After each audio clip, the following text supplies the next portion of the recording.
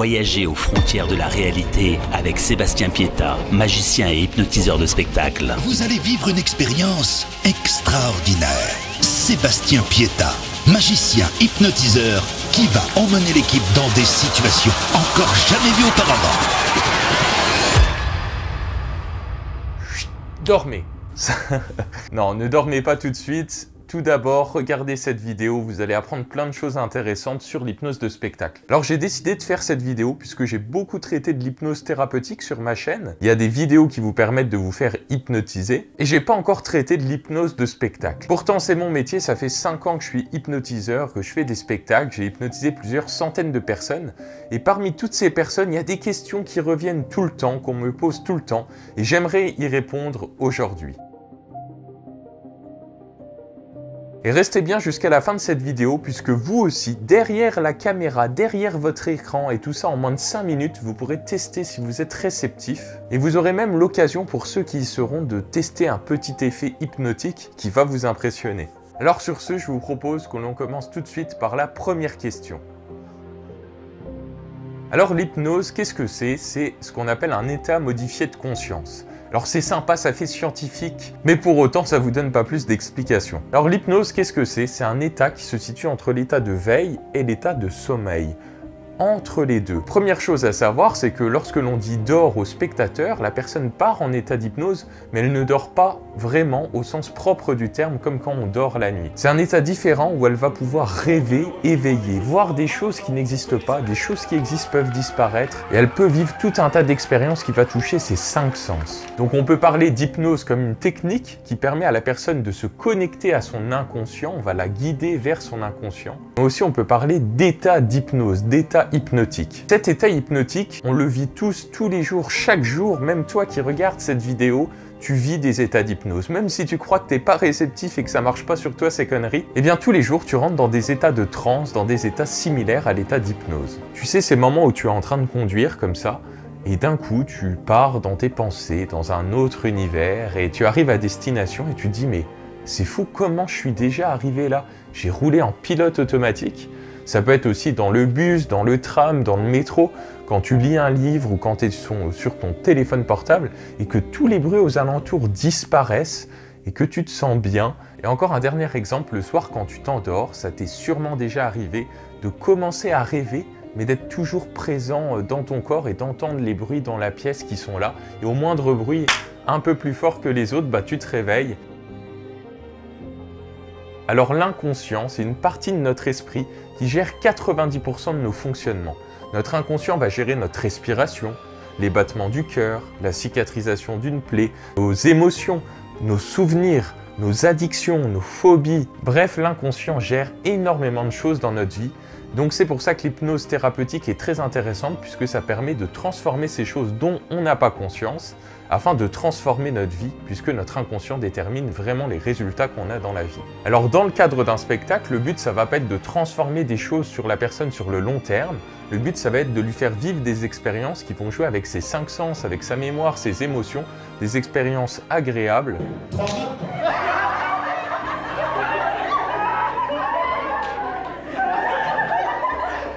Et qui vont avoir pour but d'impressionner les spectateurs, d'impressionner les personnes qui vivent ces expériences.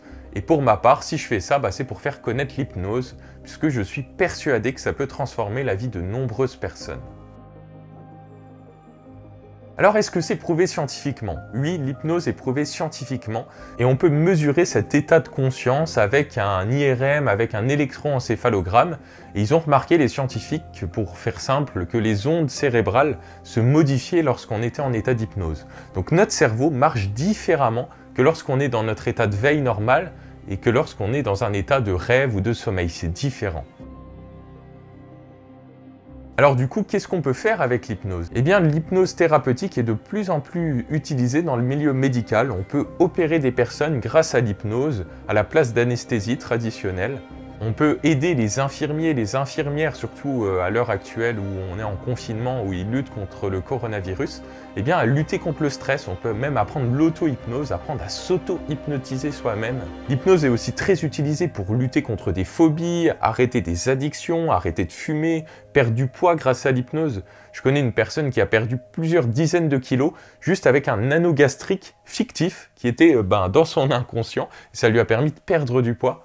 Et on peut même apprendre des langues étrangères avec l'hypnose. Ils font ça à Metz, pas très loin de chez moi.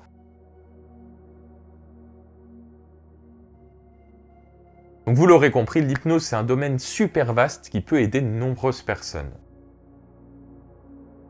Alors ça m'arrive de temps en temps, en spectacle, d'avoir des personnes qui viennent me voir, c'est souvent des hommes, qui ont un peu une attitude de défi et qui me regardent et qui me disent « De toute façon, ça marche pas sur moi ces trucs-là, moi je suis pas réceptif. Vas-y, essaye de m'hypnotiser, tu vas voir, ça marche pas. » Alors ces personnes qui ont un peu cette attitude de défi, ce qu'elles n'ont pas compris, c'est que l'hypnose, on ne va pas contrôler la personne de force pour l'emmener dans un état, mais on va la guider, l'accompagner. Donc si la personne de base ne veut pas lâcher prise, veut tout contrôler, eh bien elle ne partira pas en état d'hypnose, elle va rester consciente, puisque ses pensées, cette part d'elle qui veut tout contrôler, qui a peur, qui ne veut pas lâcher prise, eh bien va empêcher l'accès vers son inconscient. Donc bon, je trouve que c'est un peu dommage puisque c'est vraiment un état à vivre au moins une fois dans sa vie. Donc maintenant, il y a une chose à savoir, tout le monde peut être hypnotisé. Tout le monde. Qu'on y croit ou qu'on n'y croit pas. La dernière fois, j'ai une personne en spectacle qui m'a dit ce que vous faites, c'est des conneries, ça marchera pas sur moi et tout. C'était une dame dans une entreprise. Et au moment de passer au spectacle, j'ai été très surpris parce que cette personne était venue devant, sur scène, devant tout le monde. Je me suis dit, mais qu'est-ce qu'elle fait là? Et bien, malgré qu'elle n'y croyait pas, elle était suffisamment ouverte d'esprit pour tester. Et ce qui s'est passé, c'est que cette personne, c'était la plus réceptive parmi tous les employés de l'entreprise. Et dans cette même entreprise, il y avait des personnes, il y en avait 2 ou 3, qui avaient tellement envie de tester l'hypnose, qui voulaient tester depuis plusieurs années. Et là, elles avaient l'opportunité de le faire, mais elles étaient tellement enthousiastes qu'elles cherchaient à contrôler pour que ça marche. Et comme elles contrôlaient, et comme elles ne lâchaient pas prise, eh bien elles étaient super déçues puisque ça ne fonctionnait pas sur elles, comme elles pensaient, comme elles restaient conscientes. Donc qu'est-ce qui se passe dans un spectacle d'hypnose? Tout le monde ne va pas être réceptif à ce type d'hypnose. Pourquoi? Puisque c'est une hypnose qui est assez dynamique, qui est assez directive, autoritaire. Et ce qu'on va faire, c'est qu'on va sélectionner les personnes les plus réceptives dans toute la salle. Vous comprenez bien que s'il y a 200 personnes devant moi, je ne peux pas passer 1 heure à hypnotiser chaque personne. Il faut que je fasse des choix. Il faut que je sélectionne les personnes qui ont la capacité de partir le plus rapidement dans cet état. Donc maintenant, ce qui se passe, c'est que les personnes qui ne sont pas réceptives à ce type d'hypnose, eh ben, peuvent être hypnotisées quand même, mais avec d'autres techniques, avec l'hypnose thérapeutique. D'ailleurs, j'ai réalisé 2-3 vidéos d'hypnose sur la chaîne qui apparaîtront juste ici, au-dessus de moi. Je vous invite à les regarder et à tester ces séances puisqu'elles sont différentes. Les techniques qui sont employées ne sont pas directives, tout change, la voix change, l'intonation, le fait de guider la personne à un rythme différent, de s'adapter à elle pour l'emmener dans un état profond de détente, de relaxation, de bien-être. Donc voilà, l'hypnose thérapeutique a un rythme différent, utilise des métaphores et s'adapte à chaque personne pour la faire se connecter à son inconscient. Peut-on rester bloqué en état d'hypnose? Alors ça, c'est une des peurs qu'ont les personnes avant de tester. Elles se disent, mais qu'est-ce qui se passe si l'hypnotiseur, je sais pas, part de la salle ou fait un arrêt cardiaque ou ne peut pas me réveiller? Qu'est-ce qui se passe? Est-ce que je vais rester bloqué? Et du coup, cette crainte, cette peur empêche de nombreuses personnes de tester l'hypnose, puisque pour pouvoir tester l'hypnose, il faut se sentir en sécurité. Donc la réponse à cette question est non, on ne peut pas rester bloqué en état d'hypnose. Pourquoi? Puisque c'est un état naturel qu'on vit tous les jours, ce qui reviendrait de rester bloqué entre la phase d'éveil et de sommeil, donc ce n'est pas possible.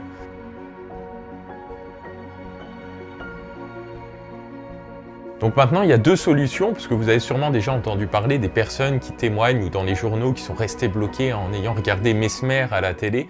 La première, c'est que la personne va passer de la phase Vous vous souvenez, entre les deux, entre l'éveil et le sommeil, elle va passer dans la phase du sommeil, donc elle va s'endormir avec l'hypnose. Donc ça arrive quand la personne est un peu fatiguée. Maintenant, l'autre option, c'est que la personne reste dans l'état d'hypnose parce qu'elle s'y sent tellement bien, c'est un état tellement différent de ce qu'elle vit d'habitude, qu'elle n'a pas envie d'en sortir. Donc même quand l'hypnotiseur va lui demander de rouvrir les yeux, de revenir, de sortir de cet état, eh bien c'est comme si la personne, qu'elle en ait conscience ou pas, elle va faire en sorte de rester dans cet état. Donc dans tous les cas, ça arrive très rarement, sur des centaines de personnes, ça a dû m'arriver 1 ou 2 fois. Alors est-ce que sous hypnose, on peut nous faire n'importe quoi? Eh bien la réponse est non, on ne peut pas nous faire n'importe quoi. Pourquoi? Eh bien parce qu'il y a une part de nous qui reste toujours consciente de la réalité, ce qu'on appelle l'observateur caché. C'est une part de nous qui, même lorsqu'on est en état d'hypnose très profond, surveille un peu ce qui se passe, reste conscient, analyse autour d'elle afin de protéger la personne qui est dans cet état. Alors souvent les personnes disent « Ouais mais c'est fou, moi on aurait pu me faire n'importe quoi, j'arrivais pas à contrôler et tout ». Eh bien pourquoi? Parce que les personnes se sentent en sécurité et ce qui est demandé à ces personnes-là, c'est des choses qui sont bienveillantes, qui sont en adéquation avec leurs valeurs et donc qui ne leur posent pas problème. Après, certaines personnes décrivent aussi qu'elles ne se souviennent plus de rien, donc elles se disent aussi qu'on aurait pu leur faire n'importe quoi.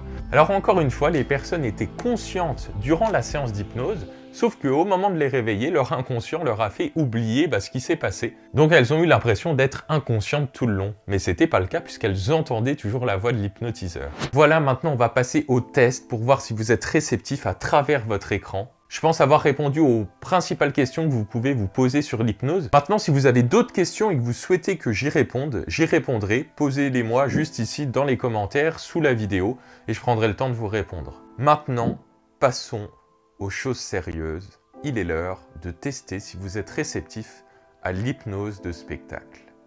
Posez tout ce que vous avez dans les mains.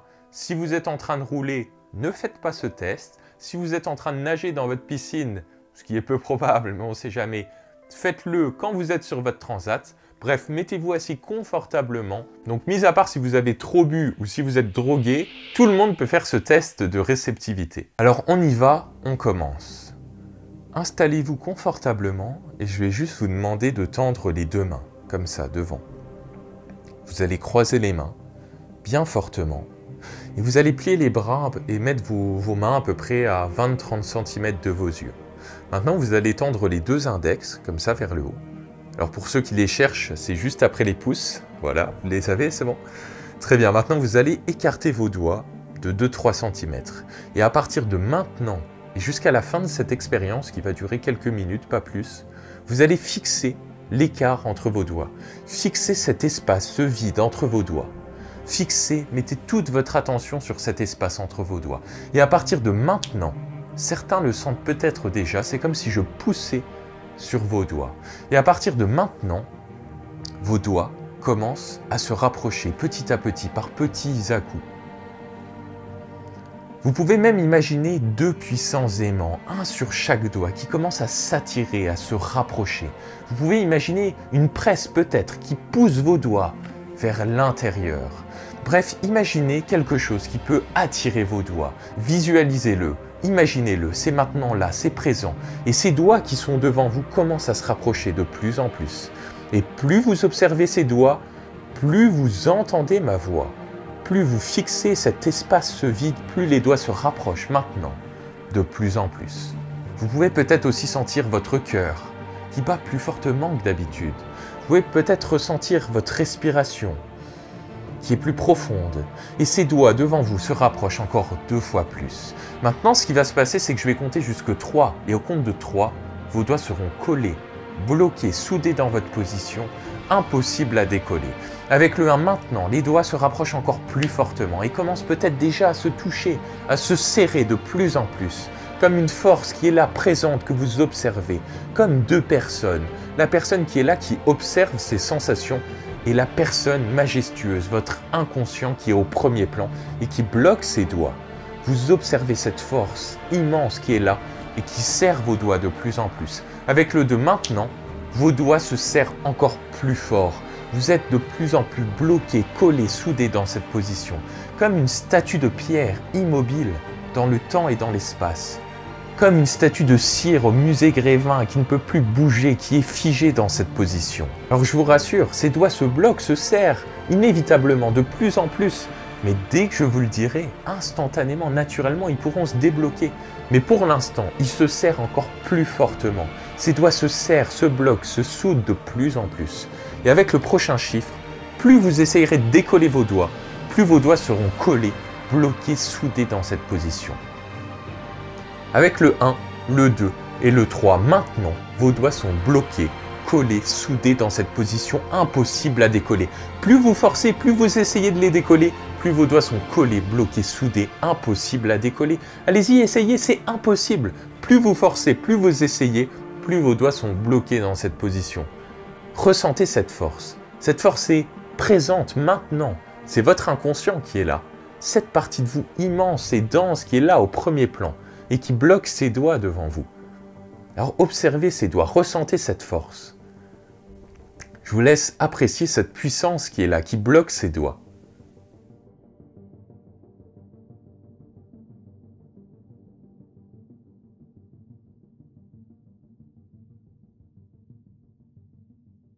Alors maintenant, je vais faire un décompte de 3 zéros et à 0, vos doigts seront totalement débloqués, décollés. 3, vos doigts commencent à se repousser, à s'écarter de plus en plus.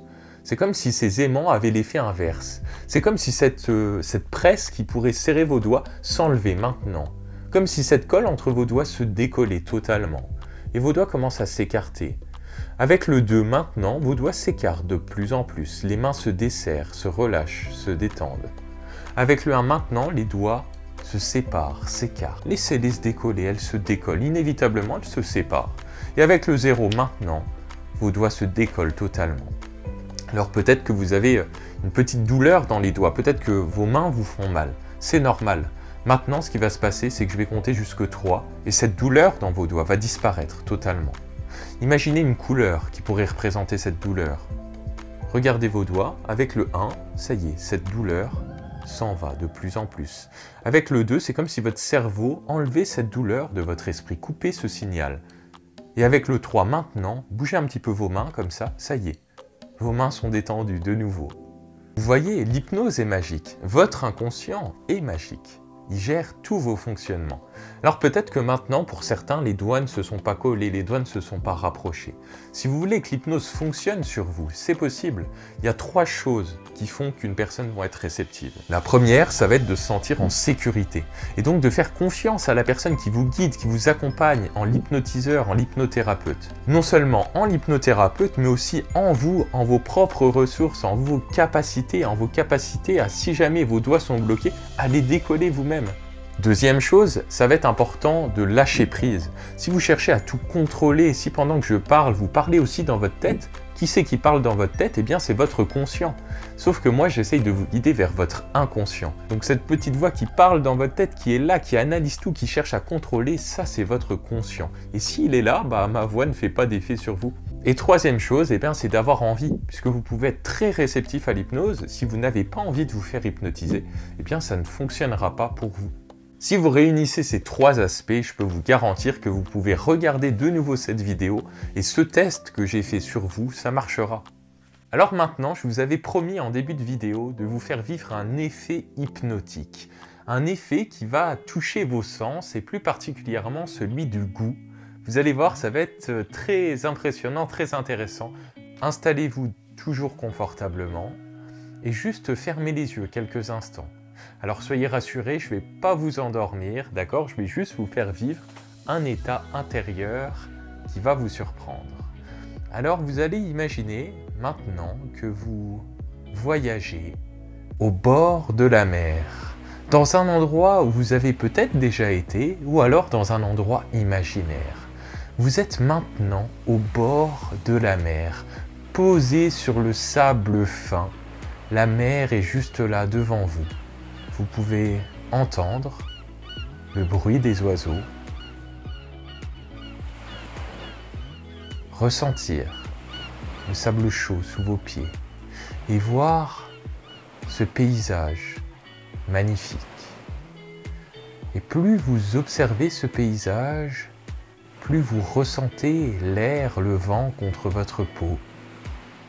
plus vous pouvez ressentir le sel contre vos lèvres. Vous savez, ce sel marin, indissociable du vent marin qui souffle maintenant contre votre peau. Vous allez imaginer que vous vous déplacez vers le bord de l'eau et que vous trempez vos mains dans l'eau salée. Dans l'eau salée, tellement salée que vous pouvez ressentir votre peau qui se tire, la peau des mains, ressentir des sensations dans vos mains, maintenant. Et vous ressentez ces mains qui sont salées de plus en plus. Imaginez qu'en plus maintenant vous retournez vous asseoir sur le sable et que vous mettez vos mains dans un paquet de chips très salés. Vos mains sont salées, du bout des doigts jusque votre paume. Sortez cette main de ce sachet et délicatement dirigez-la vers votre bouche. Levez cette main et plus vous approchez cette main de votre bouche, plus vous pouvez sentir ce sel sur vos doigts. Alors je vais maintenant vous demander de goûter votre doigt. Allez-y, goûtez vraiment votre doigt. Passez votre langue sur votre doigt. Ça peut paraître bizarre comme ça, mais plus vous goûtez votre doigt, plus votre doigt est salé. Si vous prenez même le temps de passer votre langue contre vos lèvres, et bien vos lèvres aussi sont salées. Prenez le temps de ressentir ce sel. Peut-être même que certains d'entre vous ont plus tendance à ressentir comme si c'était du sucre, comme si vous aviez les lèvres sucrées. Passez votre langue contre ces lèvres et vous ressentez qu'il y a une odeur, un goût différent d'habitude.